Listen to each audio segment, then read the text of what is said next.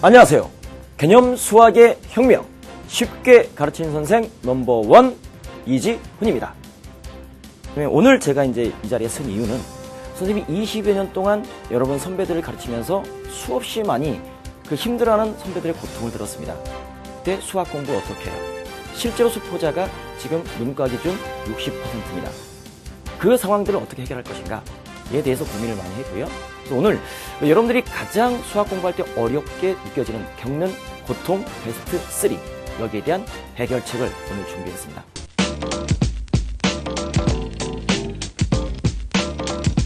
여러분들이 가장 어려워하는 그 어려움 베스트 3 여기에 대해서 지금부터 그 첫 번째부터 시작하도록 하겠습니다.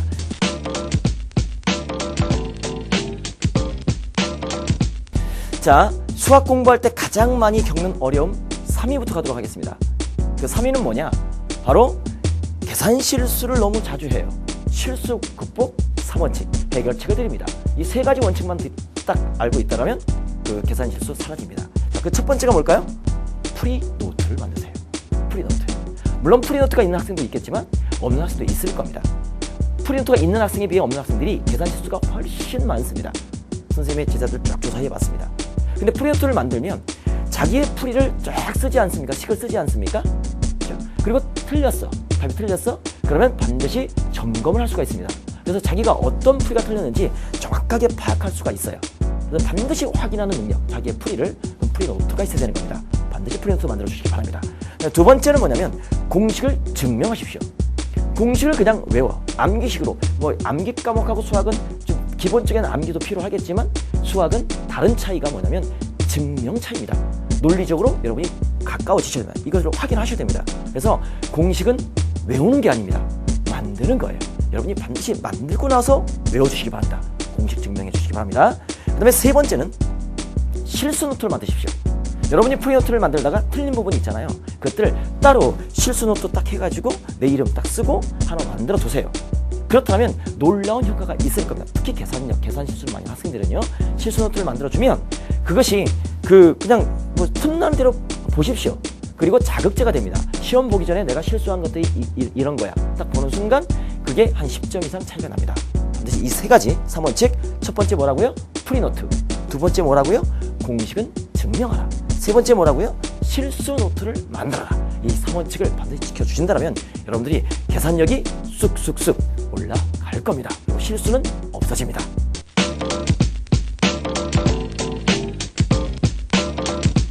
정오판별, 합답형이죠. 맞니 틀리니, 그죠? 정오판별 문제가 어렵습니다. 이것은 누구나 어려워합니다. 그런데 이 정오판별 문제가 어려운 이유가 있습니다. 원인이 있습니다. 두 가지 선생님이 원인을 제공합니다. 자, 첫 번째가 뭐냐면 바로 개념과 원리가 부족합니다. 근데 개념과 원리가 부족하면 정오판별 되지 않습니다. 그리고 정오판별 문제는 언제 나옵니까? 우리가 그 순간 나온 게 아니라 한 단원을 전부 다 배웠을 때 뒷부분에 총정리해서 나옵니다. 그런 부분이 있기 때문에 그 전체 단원의 개념과 원리가 부족하면 접근하기가 어렵습니다. 그래서 개념과 원리를 반드시 채워주는 게 맞겠고요. 두 번째는 뭐냐? 쉼화 없는 선행입니다. 모 교육기관에서 했습니다. 상위권이 아닌 학생들이 선행을 하잖아요. 수포자로 갑니다. 수학 포기자로 가는 겁니다. 거의 90% 이상 그렇게 됩니다. 그러니까 반드시 선행을 하기 전에는요. 내가 지금 배웠던 부분을 심화를 하시기 바랍니다. 그래야 어때요? 정오판별 문제가 접근이 됩니다. 정오판별 문제는 어떤 기본적인 공식을 딱딱 대입해서 나오는 게 아니거든요. 그렇죠? 그래서 이 두 가지입니다. 원인이 개념 원리가 부족하고 심화 없는 선행을 나가는 경우 우리가 정오판별 문제가 당연히 어렵습니다. 그러면 어떻게 됩니까? 그럼 정오판별 문제의 그 어떤 형태를 여러분이 파악하시면 이건 해결책이 보입니다. 두 가지 형태가 있거든요. 두 가지 형태. 그 첫 번째가 나열형입니다. 그 두 번째가 점층형입니다. 그러면 나열형은 뭡니까? 말 그대로 한 가지 샘플을 갖고 왔는데요. 기억을 보시면 등차 수열을 묻고 있습니다. 니은을 보시면 등비 수열을 묻고 있습니다. 디귿을 보시면 일반항과 합의 관계를 묻고 있습니다. 수열을 전반적으로 어때요? 등차 수열, 등비 수열, 합과 일반항의 관계 하나, 둘, 세 문제를 낸 거예요. 이게 나열형이에요. 그래서 세 개를 여러분이 다 파악하고 있느냐? 어때요? 문제 형태를 보니까 수열의 전체 개념을 파악해야지만 풀 수 있는 개념입니다. 그렇죠? 그래서 심화가 되지 않으면 이것은 이 합답형 정오판별 문제 접근이 불가능합니다. 그래서 그냥 심화 없는 선행 절대 나가지 마시고요. 자, 이런 식의 문제, 나열형 문제 접근해 주시기 바랍니다. 특히 이과생들 수투 문제나 기하 벡터 문제 할 때는 이런 나열형 문제가 많이 나옵니다. 그리고 워낙 내용이 많기 때문에. 그러나 문과생들은요, 또 미분 적분이나 아니면 수원, 여기서는 이 다음 이거보다는 조금 심화된 두 번째 코스, 바로 점층형 문제가 많이 나옵니다. 점층형 문제는 뭐냐? 층이 있습니다. 점점점 난이도가 높아져 갑니다. 그래서 문제를 딱 주고, 자, 기억, 기본적인 숫자 대입해서 얻는 계산 문제입니다. 니은은요, 바로 어떤 그 일반적으로 조금 심화됩니다. 거기에서 규칙성을 발견합니다. 디귿은 뭐냐면 그 기억과 니은에서 얻은 이 문제의 규칙성을 가지고 어떻게 합니까? 그것을 활용해서 기억 니은을 증명된 걸 활용해서 디귿을 푸는, 이렇게 점점점 심화되는 형태가 바로 점층형 우리가 정오 판단 문제입니다. 이게 가장 어렵습니다. 그리고 이게 4번짜리입니다. 이런 문제가 대부분. 그러면 어때요? 이걸 풀려면 개념과 원리가 정확하게 잡혀 있어야 됩니다. 그리고 심화가 되셔야 됩니다. 뭐 무리하게 그냥 겉만 쭉 훑어주는 선행은 아무런 필요가 없습니다. 그래서 그 두 가지 개념과 원리를 잡아라. 그리고 반드시 심화를 한 후에 선행을 나와라. 심화속을 하라. 이렇게 당부드리고 싶습니다.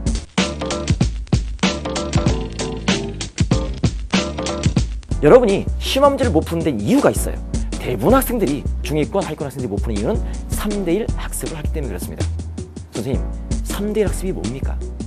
자, 여러분 교과서 있죠? 수학 교과서 있죠? 익힘책 있죠? 여러분의 문제집 있을 겁니다.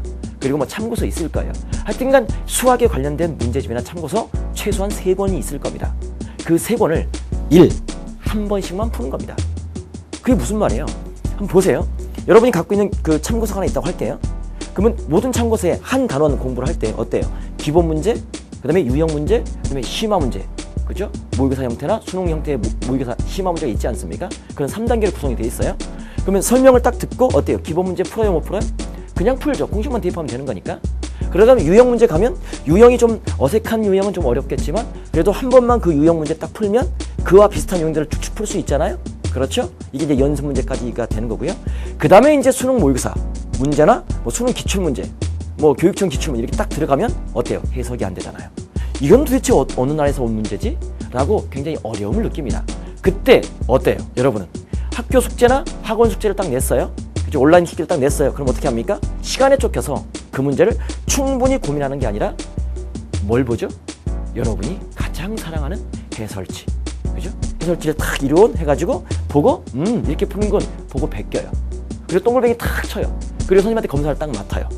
그리고 그 문제 다시는 풀어보지 않아요. 그리고 넘어가요. 그 다음 문제집 갔어요. 역시 기본 발전 심화가 있는데 역시 기본 문제 풀고 유형 문제 그냥 풀고 심화 문제 딱 가잖아요. 풀려요? 다시 안 풀려요. 그때 또 뭘 찾아요? 해설지. 그리고 뭐 온라인 강의, 해설 강의 쫙 보고 그냥 바로 그 다음에 선생님한테 묻고 그러면 그 풀어준 걸 가지고 그냥 쭉 그대로 보고 베끼고 동글뱅이 딱 치고 또 넘어가요. 그죠? 그렇게 한 번씩만 딱 훑어요. 그 다음에 세 번째 문제집 똑같은 반복을 합니다. 그럼 이것은 4권, 5권, 100권을 풀어도 그것은 심화 문제를 여러분 스스로 푼 적이 단 한 번도 없습니다. 그래서 여러분들은 기본 문제는 풀지만 심화 문제가 안 풀리는 겁니다. 내 스스로 고민한 내 어떤 수학적 사고력의 확장이 없는 거예요. 그죠? 잘못된 학습법입니다. 그런데 놀라운 사실은 대부분 학생들이 고등학교 수학 공부를 하는 70% 이상, 거의 80% 가까운 학생들이 3대1 학습법을 하고 있어요. 그죠? 이걸 바꾸셔야 돼요. 이걸. 그러면 어떻게 바꾸느냐? 해결책은 뭐냐? 바로 두 가지 해결책입니다. 첫 번째, 1대3 학습하십시오. 1대3은 뭐예요? 바꿔요. 한 권의 책을 3번, 최소한 3번 반복하세요. 그럼 어떻게 하는 거냐? 한 권의 책을 딱 봤어요? 그러면 기본 많이 풀었고, 뭐 10문제 중에서 9문제 맞았어요? 그 다음에 유형 문제는 10문제에서 한 7문제 맞았어요? 심화 문제는 10문제에서 한 반 맞았어요. 그러면 두 번째는 그 틀린 것만 다시 한번 쭉 풀어요. 풀면 어때요? 자기가 실수했던 부분이 있을 거 아닙니까? 틀렸다라면? 그러면 틀렸기 때문에 다시 풀어요. 또 다른 풀이를 가지고 풀고 실수한 부분을 체크할 수 있겠고 그리고 몇 개 건져요. 그리고 또 틀려요. 그러면 또 다시 푸는 거예요. 3번 반복하는 거예요. 최소한. 그죠? 개념도 마찬가지예요. 3번 반복해서 다시 재도전을 하는데 대부분 안 풀려요. 그러면 어떻게 하느냐? 그렇게 3번 반복한 문제를 가지고 어때요? 앞에 책을 뒤져요. 그리고 심화 문제가 어려운 이유는 뭐냐면 그 단원에 나왔던 내용만 나오는 게 아니라 그 전 단원, 그리고 그 전 학년, 심지어는 중학교까지 통합이 되는 거예요. 그래서 어려운 거예요. 그러면 그 부족한 부분들을 가서 여러분이 채우셔야 됩니다. 그리고 여러분이 스스로 찾아서 메꾸셔야 돼요. 그 작업이 돼야 됩니다. 충분한 시간 투자를 하셔야 됩니다. 그 숙성의 시간. 그렇게 해서 심화 문제를 푸는 겁니다. 1대3 학습을 하십시오. 그럼 여러분은 정말 이 고민이 싹 해결됩니다. 1대3 학습해라. 1대3. 그리고 이제 두 번째는 명심하세요. 1대3입니다. 두 번째는 뭐냐면 문장제 문제가 있잖아요. 선생님, 저는 해석이 안 돼요. 그 문장제 문제를 읽다 보니 난독증인가 봐요. 그렇죠. 근데 난독증은 거의 없어요. 여러분이 연습이 안 됐기 때문에 그래요. 그 문장제 문제를 해석할 수 있는 비법 선생님이 여러분이 해결해 드리도록 하겠습니다. 두 번째 뭐냐면 바로 피라미드 풀이법입니다. 선생님의 이 강의 1강에서 그 행렬 파트 할 때 어때요? 피라미드 풀이법을 소개시켜 드렸습니다. 그리고 실제로 실생활 활용 문제를 했을 때 어떻게 했는지 1강 뒷부분에 대표 유형 문제 한번 여러분이 확인해 보시기 바랍니다. 어때, 잘 들으셨나요? 자, 그런데 이것을 알고는 있지만 여러분이 실천하기가 쉽진 않을 겁니다. 자, 그런데 이런 부분들에 대해서 선생님이 이제 마지막으로 여러분에게 이제 하고 싶은 말이 있습니다. 선생님이 중학교 때 너무너무 어려웠습니다. 뭐 가정 형편도 그렇고 여러 가지 주변 상황들. 그래서 인생을 포기하고 싶을 정도까지 그걸 어려웠던 시절이 있었습니다. 그때 선생님에게 지금 이 자리에 서서 여러분에게 이렇게 강의를 하고 수많은 학생들에게 강연을 할 수 있는 자리를 만들어준 계기가 있었습니다. 그 바로 계기가 이 손바닥입니다. 이 손바닥. 그래서 선생님이 항상 수업할 때마다 우리 제자들에게 이 손바닥 얘기를 합니다. 선생님이 힘들었을 때 이 손바닥. 그때 중학교 때 수학 선생님이 저에게 이렇게 말했습니다. 지훈아, 손바닥을 봐라. 네, 선생님. 그것을 네 두 눈에 갖다 대어 보아라. 딱 이 갖다 대어 보았습니다. 뭐가 보이느냐? 깜깜합니다. 지훈아, 지금 너의 상황이 그런 상황이다. 아무것도 보이지 않는 깜깜한 상황이다. 그런데 선생님이 제 손을 딱 잡으시더니 살짝 이 손바닥을 치워주셨습니다. 지훈아, 뭐가 보이느냐? 이 손바닥 크기가 어떻느냐? 너무 작습니다. 그렇다. 너를 지금 깜깜하게 만들고 있는 그 끝이라고 보이게 하는 이 깜깜함이 이 작은 손바닥 크기다. 그리고 이 작은 손바닥 이외에 넓은 세상이 보이지 않느냐? 힘내라, 지훈아. 저는 그때 큰 깨달음을 얻고 그 이후로 어려운 일이 닥칠 때, 힘든 일이 닥칠 때마다 이 손바닥을 가슴속에서 꺼냈습니다. 지금 여러분이 수학 문제를 풀 때 이게 나는 도대체 못 푸는 문제야. 이게 끝이야. 나의 능력은 여기까지야. 라고 했을 때 그때 그 문제, 나를 괴롭히는 그 문제는 작은 손바닥일 수 있습니다. 선생님이 그 손바닥을 이렇게 바깥으로 너무나 작게끔 보여주는 역할을 선생님이 해드리도록 하겠습니다. 여러분은 쫓아오시면 됩니다. 자, 마지막으로 여러분에게 한마디 딱 드리고 싶은 말은 바로 이겁니다. 인생은 한 번뿐. 여러분의 가능성은 하늘 끝에 열어주시길 바랍니다.